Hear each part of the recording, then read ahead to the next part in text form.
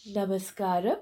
Welcome to the storytelling series by Srividya Tantra Peedom, where we journey through tales of mystery, legends, and spiritual devotion. This is part 2 of the tale of Venmani Namboothiri, who had a Yakshi as his first wife. For part 1, please check for the link in the description. We left off where the boy's father came to take him home on completion of his Vedic education. Now, back to the story. That night, the Yakshi found her lover in a very unhappy state. "My father has come to take me home, and I will be leaving tomorrow," he said. "What should I do? I cannot bear being without you." The Yakshi replied, "Don't worry. Even if you go to your illam, I will still visit you every night." Namboothiri was ecstatic not to be parted from his love, and they spent yet another night in each other's embrace. He returned home the following day, and the Yakshi began visiting the illam to spend the night with him. One day, his father announced that he planned to get his son married and was searching for a girl with a matching horoscope. Upon hearing this, the young man grew upset as he knew the Yakshi would stop visiting him once he got married. He informed his father that he didn't wish to marry. The father was dismayed at his words. "So, you don't wish to marry? Are you out of your mind? I want to see you married and to see my grandchildren before I leave this world. The family line must be carried on." The son persisted. "I am not interested in marriage. Please do not force me." The father asked his reasons, and the young man replied, "I just don't want it." Furious, the father said, "If you are not willing to listen to me, then leave this house. You are a good-for-nothing idiot. Go away from here. I never want to see your face again." The son was terribly saddened by his father's reproach. He did not eat that evening, and when the Yakshi visited him that night, she found the youth in tears. "What is wrong? Why are you crying?" she asked.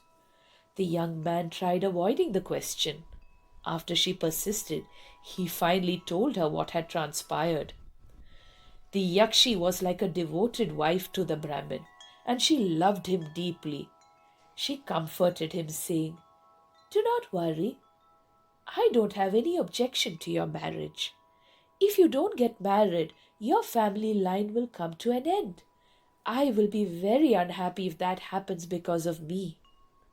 The Yakshi continued, "I have a solution.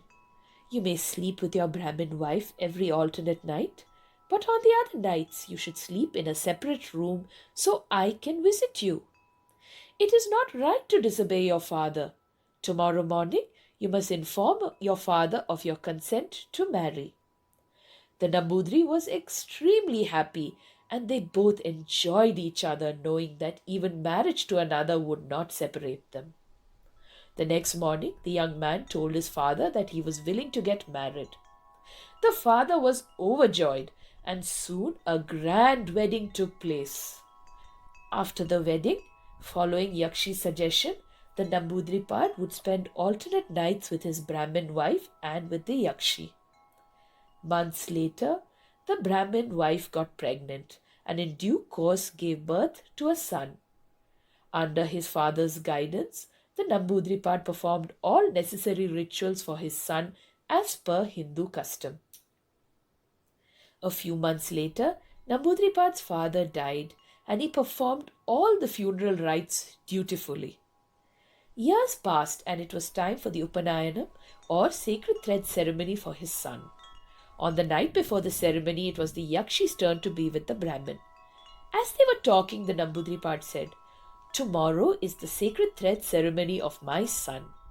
The Yakshi was very glad to hear it. Her strong feelings and their long relationship made her look at Namboothiri's son as her own child. The Yakshi made a request. This concludes part 2 of the tale of Venmani Namboothiri, who had a Yakshi as his first wife. If you like this story, please like this video, share and subscribe to the Srividya Tantra Peedom YouTube channel for a range of spiritual topics. Please stay tuned for part 3.